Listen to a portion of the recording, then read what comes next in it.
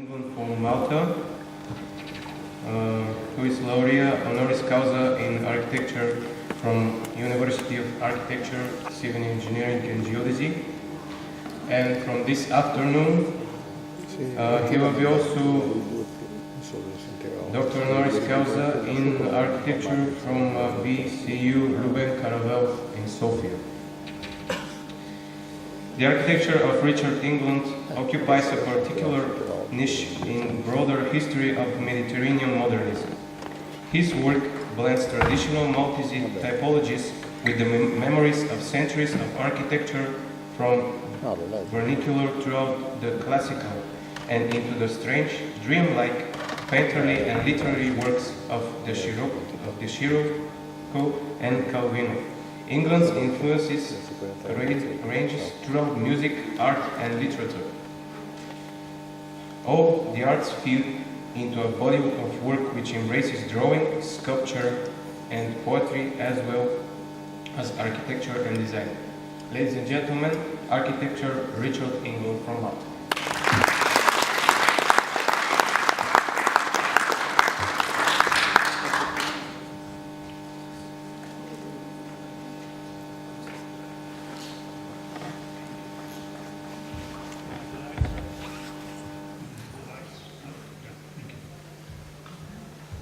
Good morning, ladies and gentlemen.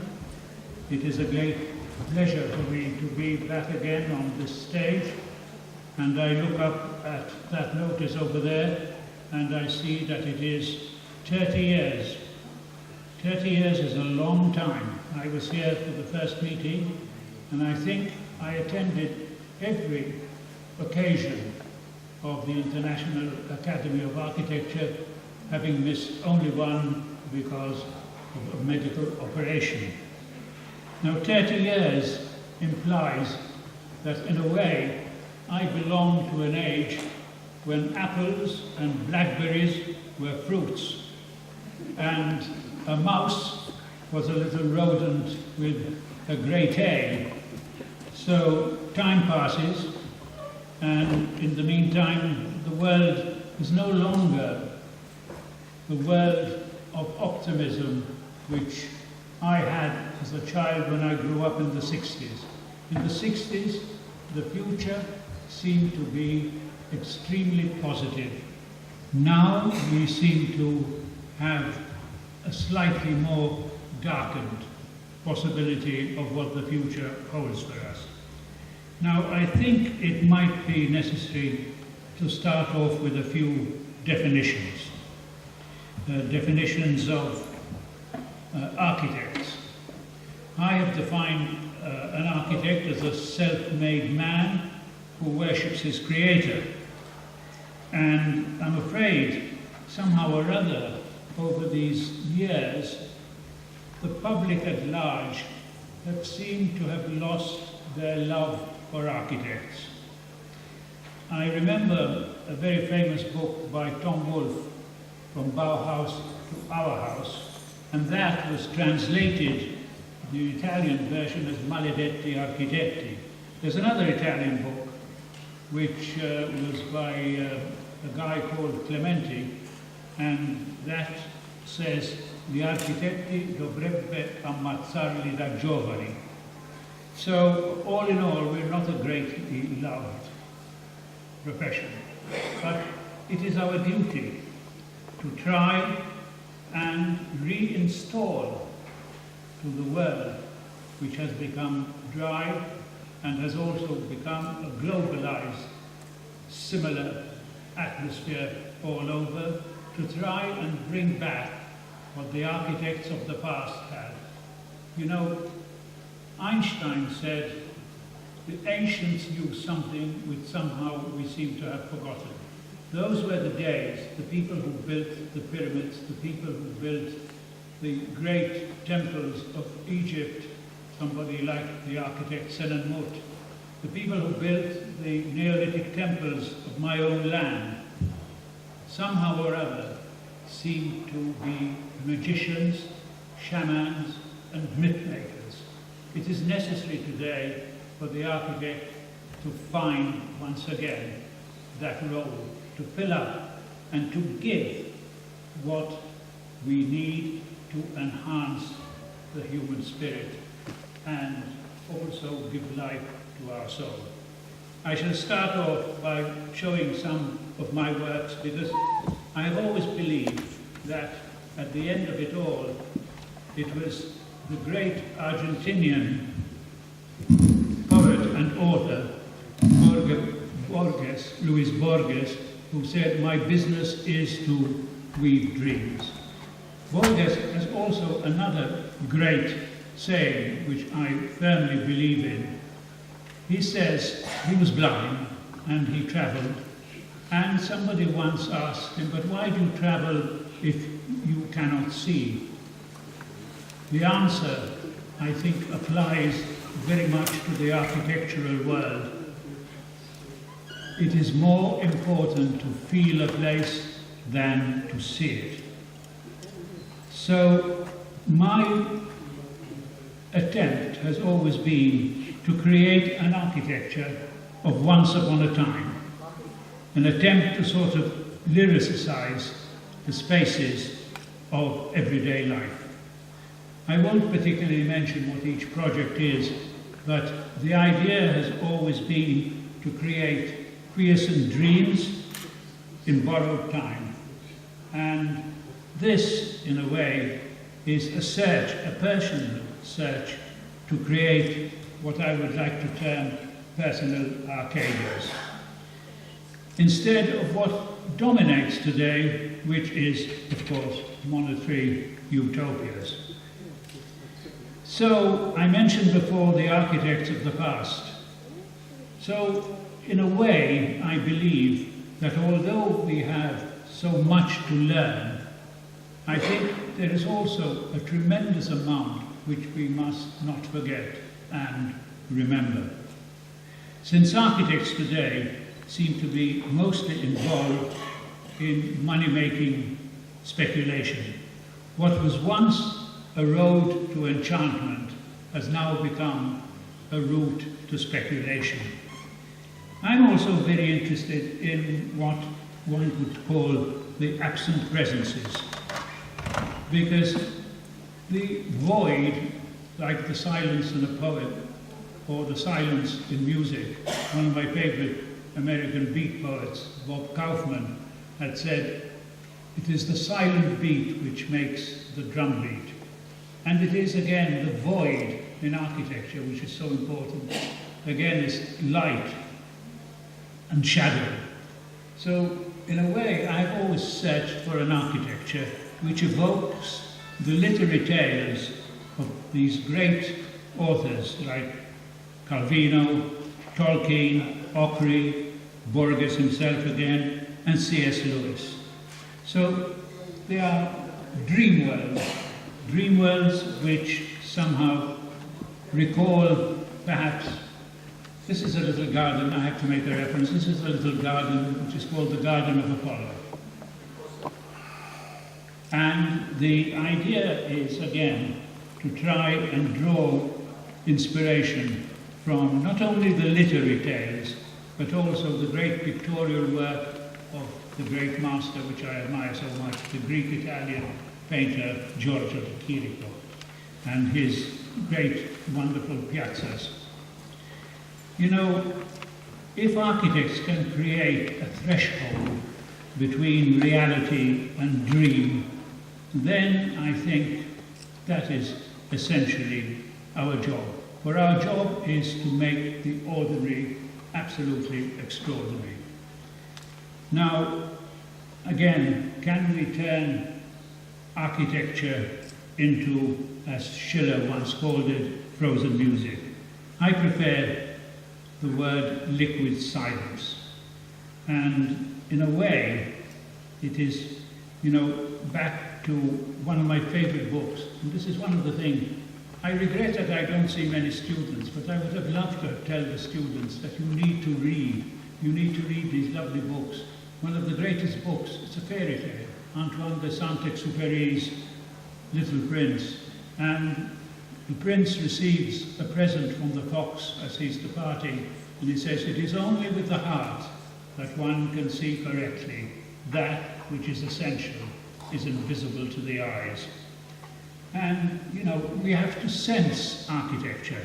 There's a wonderful book by a great friend of mine, Johannes Palasma, which is called The Eyes of the Skin, where he says that you sense architecture with all your senses. You smell architecture. I smelled architecture when I went to see Peter Zumthor's vase in Switzerland. The timber, the smell, the aroma gave it a specific warmth. And then you obviously see architecture. And then there's this wonderful phrase which Palasma uses, and he says, when I was visiting the Parthenon, I had this great urge to taste the marble. So architecture for me is to provide holidays for the spirit. For buildings, we must remember, are also homes for the soul. Gio Ponti, with whom I had the privilege of working as a student architect for 2 years, used to say, love architecture for its silence. And he said, man needs every day his daily fable. And every morning he would recite the Lord's Prayer, and besides asking for the daily bread, he would pray for a daily fable to enrich his heart. So we must remember, and I think this is essential, that in the words of Alvar Aalto, the wish of every architect is to build a paradise on earth. So in a way, again, the words of a great architect who was one of my great inspirations, Louis Kahn, who said that joy is the key word in our work. Now we move from what I termed silent spaces. This is a water chapel in one of my recent projects, where you've got this floating platform and the empty cross with a risen Christ. Now, from the silent spaces, we go to sacred spaces, from the secular to the sacred. And here, it is a question of the architect measuring against the unmeasurable. And of course, Antonio Gaudi, who knew a little bit about building churches, has always said that the greatest challenge for the architect remains, above all, the church. Because the threshold, excuse me, the threshold between the secular and the sacred is by no means an easy step to take. Religion must be seen today not as a source of conflict, which unfortunately it is, but must be seen as a force of peace. The word itself, religion, comes from the Latin relegare, which means to join. So we must make sure that we can do that. Because at the end, I'm a practicing Catholic, and although science teaches us how, these are the inspirations of this particular church. And science, I was saying, teaches us how, it teaches us where, it teaches us when, but it does not teach us why we are here. Only the leap of faith, perhaps, can give us that answer. You know, the threshold between, as I said, the secular and the sacred is an important space in any sacred building. It is a moment of reflection. It is a moment of cleansing. You either wash your feet or wash your hands, because to step from the outside chaotic world, especially the one we live in today, is a big, big step towards understanding what in fact remains, as I said before, unmeasurable. Throughout history and prehistory, funnily enough, the buildings which remain, and in fact we could write the whole history of architecture through the panorama of sacred buildings, with always man paid his homage to his god, gods, or even pantheon of gods.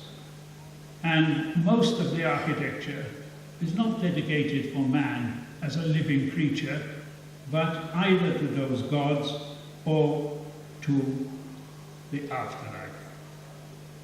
It is a truism to say that man knows least about what matters most. So the sacred buildings somehow reflect the way man understands the gods in a particular time. Because I've always believed that architecture is about time, and it is more importantly about place. Architecture today in the global world has lost the sense of place. And place has all the memories, the stratification, almost in a geological way of strata, of what the place is really all about. One of the things which also interests me is that somehow or other we need to create, in my house I've done it, is a little temple where one can meditate. Not necessarily a chapel, but you know, I have built many houses and all my clients come and tell me, this is where I want my television, this is where I want my books, this is where I want my collection of records or whatever it is they collect. But nobody has ever asked me to provide a space for the spirit. Of course, if you travel to Japan, that is an essential part of the ambience and environment of a living domestic space. You know, we must not ever forget that this is another church, completely different church, much larger, which makes it extremely difficult to create a sense of the sacred. Another thing which we must never forget is that architecture is mood manipulative. I used to give my students a space to design which would irritate them. Equally difficult is to create a space which lifts and enhances our spirit. But I'm a great believer that one of the essential qualities which one can put into an architectural work as an architect is love and dedication. Mother Teresa has this wonderful phrase where she says, it is not what you do, but how much love you put into the doing. So, you know, it remains extremely difficult to create a sacred space, but it is a privilege which I have had over many, many years of creating a number of these sacred spaces. And these are projects which never materialize, and I call them frozen embryos. They might be brought back to life, but you know, something which has struck me, which is absolutely extraordinary, is the fact that architecture which is manifest, projects which actually exist, are liable to immediate change. The moment the architect hands over the project to the client may decide to open a door, to paint the walls different color, and if the land happens to cost more in terms of monetary gain, demolish the building and build a more speculative and money-making edifice. So it is extraordinary that the rendering, which today has become, unfortunately, the way in which we sell architecture, and with all its operatic skies and reflective streets and transparent glass, which is only transparent if there's a stronger light behind, seems to be permanent. Nobody would touch a painting, nobody would touch a sculpture, nobody would add a verse to a poem, nobody would add a chapter to a book. But with real architecture, nobody hesitates. But in the rendering, somehow or other, the image is permanent. This was a little project, a troglodyte project, which I dug into the rock on the island of Malta, looking out to this rather mysterious island, which in the ancient days was an altar for the Neolithic temples, and in later days was used as target practice by the army and the air force, which makes you question which of the people of which time were the primitive people. Friendship, where in fact you can somehow or other. This is another church. This is at present on the drawing board and waiting for the approval of the Archbishop, who, when I showed it to him the first time, said, well, it looks very unsettled, and I said, well, perhaps it represents the state of the church at present, which of course didn't get me any brownie points. Once we're talking of sacred spaces, I must tell you this little lovely anecdote. Amongst the commissions which an architect gets, you occasionally get a commission to create a mortuary chapel for somebody. So I created this mortuary chapel, and we built it, and the client was very, very happy about it, and he wrote me a letter. He said, "Dear Richard, thank you for the wonderful design of this mortuary chapel. I'm so delighted that I'm dying to move in." So, again, that's the interior of this church. This is another project on the same level as the Triangle of Peace, which is an arena of interfaith. And this is the project, the Chapel of the Rainbow, which we are going to build, which I'm glad to say was a prize winner in this year's competition of the International Academy. So, before closing, I would like to take this opportunity of welcoming Amadeo as our new president, and I wish him luck in achieving, I know, all the dreams he has. We are in very good hands. And I also want to pay homage to my friend Georgi Stoilov, who was, in fact, the greatest catalyst for architecture and architects that I have ever come across. Thank you both, and thank you all for listening. Thank you.